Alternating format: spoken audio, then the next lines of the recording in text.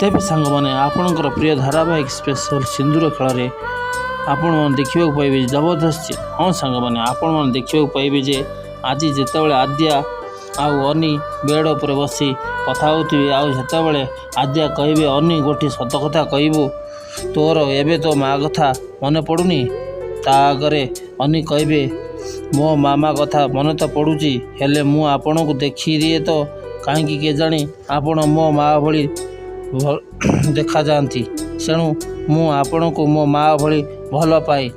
तेबे आद्या कहे तू सत कहचु अनी हाँ मु तते तो माँ भली लगे ताहेले तू टिके मते मामा बोली डाक।